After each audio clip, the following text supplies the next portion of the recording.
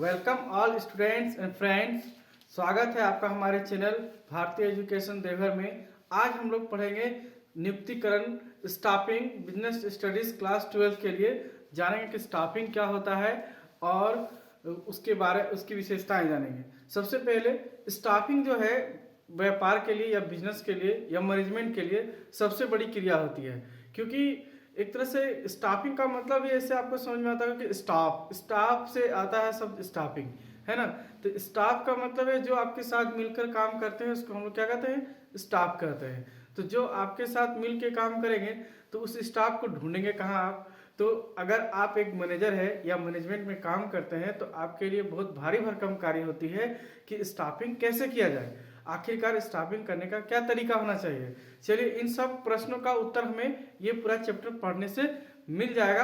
आज हम लोग केवल इसका डेफिनेशन पढ़ेंगे और इसकी विशेषताएं धीरे धीरे जानेंगे कि स्टाफिंग में और कौन कौन से कार्य होती है, छोटी कार्य और बड़ी कार्यों के बारे में जानेंगे। ठीक है, सबसे पहले आज हम लोग नियुक्तिकरण का अर्थ पढ़ते हैं। नियुक्तिकरण का क्या अर्थ है, तो नियुक्तिकरण का अर्थ एवं परिभाषा है ना,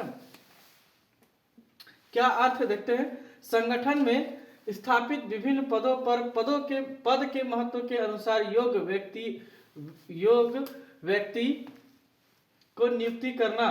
पद और व्यक्तियों को सामंजस्य को नियुक्तिकरण कहते हैं। कहने का मतलब है, क्या समझा रहा है, पहले शब्द को समझते हैं। संगठन मतलब हम लोग पहले ही पढ़ चुके हैं कि व्यापार चलाने के लिए कुछ लोग आपस में मिलकर कार्य करते हैं, उसे क्या कहते हैं, संगठन कहते हैं, जहां अलग अलग लोगों को अलग अलग कार्य किया जाता है। तो संगठन जब बन जाएगा तो संगठन में विभिन्न पदों पर अलग अलग पद होंगे, ऊपर से लेकर नीचे तक। जैसे मैनेजमेंट होगा, उसके नीचे अकाउंटेंट होगा, इंजीनियर होगा, सुपरवाइजर होंगे और लेबर होगा। जितने भी पद होंगे सबको उनके पद के महत्व के अनुसार योग्य व्यक्तियों को नियुक्त करना। योग्य व्यक्ति का मतलब है कि उसके कार्य के अनुसार, योग्यता अनुसार कार्य को सौंपना और नियुक्त करना।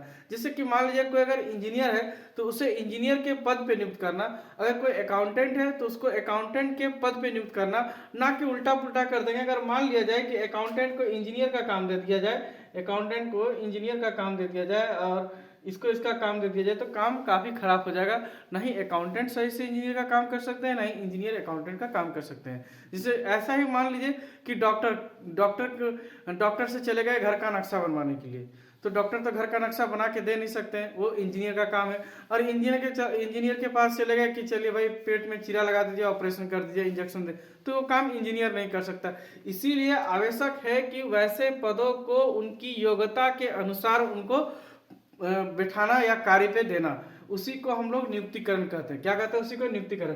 देखिए यही बात है, विभिन्न पदों, अलग अलग पदों के महत्व के अनुसार, उनका महत्व के अनुसार, उनके ज्ञान के अनुसार, उनके तर्क के अनुसार उनको उनका कार्य देना ही नियुक्तिकरण कहलाता है। मतलब स्पष्ट शब्दों में कहा जा सकता है कि नियुक्तिकरण का अर्थ होता है व्यक्ति की योग्यता के अनुसार उनको पदों में व्यवस्थित करना ही नियुक्तिकरण कहलाती है। व्यक्ति की योग्यता के अनुसार उनको विभिन्न पदों में स्थापित करना ही नियुक्तिकरण कहलाती है।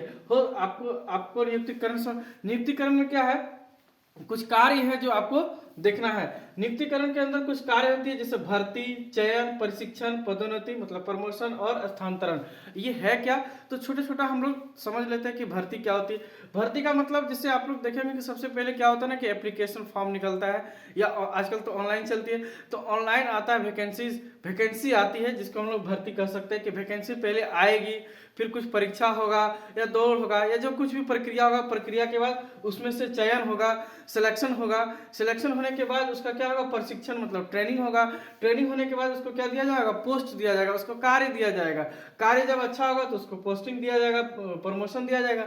प्रमोशन के बाद ऐसा हो सकता है कि इस डिपार्टमेंट से उस डिपार्टमेंट या हेड ऑफिस से lower office to head office उसको क्या किया जाए, ट्रांसफर किया जाए, स्थानांतरण किया जाए। ठीक है, तो आप हमको लगता है नियुक्तिकरण समझ रहे हैं, आपको बातें समझ में आ रही है। अगर बातें समझ में आ रही है तो एक बार चैनल को सब्सक्राइब कर दे, लाइक कर दे और दोस्तों को शेयर कर दे। चलिए आगे बढ़ते हैं कि नियुक्तिकरण प्रक्रिया की विशेषताएं क्या है। आपको तो समझ में आ ही गया होगा, नियुक्तिकरण वो प्रक्रिया है जहां पर क्या किया जाए, योग्यता के अनुसार व्यक्तियों को पद सौंपना या उनको कार्य देना ही नियुक्तिकरण कहलाता है। तो ये एक बहुत बड़ी प्रक्रिया, छोटी प्रक्रिया नहीं है, प्रबंधक का सबसे महत्वपूर्ण प्रक्रिया भी है। इसलिए महत्वपूर्ण प्रक्रिया है क्योंकि इसके बिना कर्मचारी प्रबंधक क्या अकेले सारा काम करेगा? नहीं करेगा। एक बड़ा सा फैक्ट्री खोल लेगा और सारा काम खुद ही कर लेगा? नहीं, ऐसा नहीं हो सकता, इम्पॉसिबल। उसको कर्मचारी चाहिए और प्रत्येक स्तर के कर्मचारी चाहिए। कंप्यूटर ऑपरेटर से लेकर लेबर से लेकर सुपरवाइजर से लेकर मिडिल का प्रबंधक भी चाहिए, मतलब और भी प्रबंधक चाहिए जो उसके नीचे काम करेंगे। चलिए कुछ इसकी विशेषताएं हैं या प्रकृति है, देखते हैं कि क्या इसकी विशेषताएं हैं। तो देखिए, नियुक्तिकरण, सबसे पहले नियुक्तिकरण प्रबंध प्रणाली का उप प्रणाली है। प्रबंध प्रणाली का उप प्रणाली का मतलब क्या होता है? कोई वाइस कैप्टन होता है तो ऐसे उप प्रणाली है। जैसे जिस प्रकार प्रबंध एक क्रिया है कि कार्य करने की कला को प्रबंध कहते हैं, उसी तरह उस कार्य कराएंगे किसको, है ना? प्रबंध कार्य कराने की कला है, तो कार्य किससे करवाएंगे? तो कार्य करवाने के लिए आपके पास होना चाहिए कर्मचारी। उस कर्मचारी को उसके पद के अनुसार उसको सौंपन देना, मतलब कार्य देना ही क्या है? उसका प्रणाली का क्या है? उप प्रणाली है। मतलब जो लोग हमारे पास आएंगे उनको उनकी योग्यता के अनुसार, उनकी वैल्यूएशन के अनुसार, उनका क्षमता के अनुसार उनको कार्य को सौंपना, देना, बनाना, इसी को कहते हैं प्रबंध की उप प्रणाली। ठीक है, आपको इसका नोट्स अगर चाहिए होगा तो भारतीय एजुकेशन टेलीग्राम चैनल पर मिल जाएगा और लिंक भी डिस्क्रिप्शन में दे देंगे। ठीक है, नियुक्तिकरण एक सतत कार्य। सतत कार्य का मतलब है जो कार्य लगातार चलती रहती है, रेगुलर चलती रहती है, उसी को सतत कार्य कहते हैं। अगर कंपनी है चलती जाएगी तो लोग रिटायरमेंट होंगे, कुछ लोग नहीं रहेंगे, कुछ लोग छोड़ के चले जाएंगे, इसीलिए ये प्रक्रिया लगातार चलती रहती है। कुछ लोग आएंगे, कुछ लोग जाएंगे। सतत प्रक्रिया का मतलब है कुछ लोग आएंगे, कुछ लोग जाएंगे, और ये सर्कल जो है हमेशा चलती रहेगी, कभी खत्म नहीं होगी। इसीलिए नियुक्तियां जो है लगातार होती रहती है, सिलेक्शन जो हमेशा होती रहेगी, है ना? भर्ती नहीं कहेंगे, भर्ती सबसे छोटा होता है, नियुक्ति, है ना? स्टाफिंग बहुत ज्यादा आवश्यक है। देखिए ना, रेलवे में भी बहाली आती है ना सर, बहाली कैसे आती है, कैसे एग्जाम होगी, एसएससी, रेलवे, जीडी जो भी है, उन पूरे प्रक्रिया को हम लोग समझ जाएंगे अगर पूरी तरह से स्टाफिंग पढ़ लेंगे कि कितना स्टेप हम लोग को पार करना पड़ता है। ठीक है, तो क्या है? एक सतत प्रक्रिया है, यहाँ पे लगातार क्या होती है? कार्य जो है चलती रहती है, प्रबंधक जो है नए नए रोजगार देते रहते हैं। तीसरा नंबर पॉइंट है नियुक्तिकरण लाखों लोगों से संबंध रखती है। लाखों लोगों से इसलिए संबंध रखती है, जैसे हाल ही में हम लोग देखे हैं कि रेलवे बोर्ड ने 1 लाख लोगों को ग्रुप डी या एनटीपीसी में बहाली दी।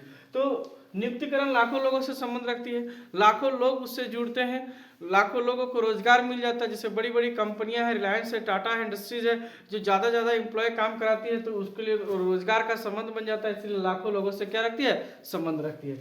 नेक्स्ट है वर्तमान में नियुक्तिकरण वर्तमान एवं भावी आवश्यकताओं की पूर्ति करती है। वर्तमान अभी कर्मचारी, देखिए ऑफिस हो या फैक्ट्री हो, बिना कर्मचारियों के चलाया नहीं जा सकता, वर्कर के बिना चलाया नहीं जा सकता।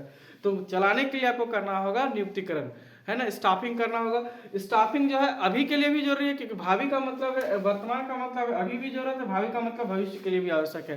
क्योंकि आपको कार्य अगर लगातार कराए रखना है या फैक्ट्री को चालू रखना है, तो निश्चिंत है कि आप ज्यादा से ज्यादा क्या करेंगे? कर्मचारियों को और नियुक्त करते जाएंगे, अपने यहाँ स्टाफिंग कराते जाएंगे और अपना कार्य को प्रगति की ओर लेते जाएंगे। ठीक है, नेक्स्ट है प्रबंध के सभी स्तरों पर आवश्यक।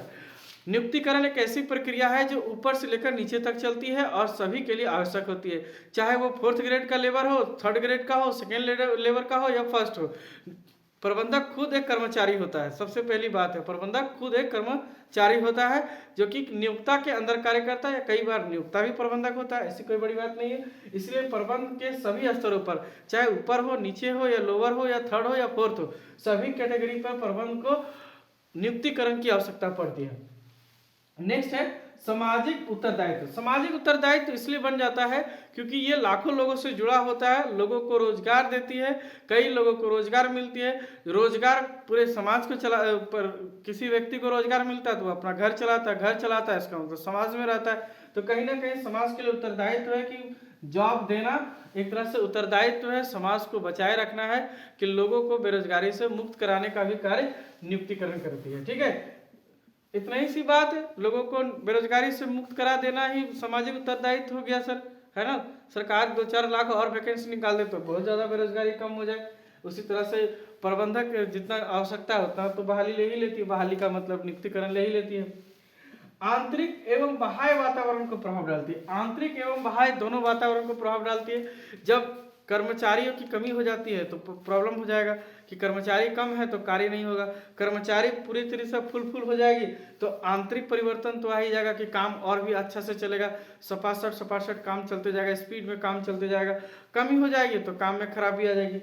बाह्य प्रभाव इसलिए कहेंगे कि यही कर्मचारी बाहर से आते हैं, कर्मचारी कोई कहीं से नहीं आएगा, इसलिए बाहर में भी प्रभाव डालते हैं। जब उनका रोजगार होगा तो उनके रोजगार से 10 लोगों का और रोजगार होगा, वो कहीं खाएंगे पिएंगे रहेंगे, तो कहीं ना कहीं रोजगार या नियुक्तिकरण आंतरिक और बाह्य दोनों से संबंधित रखती है।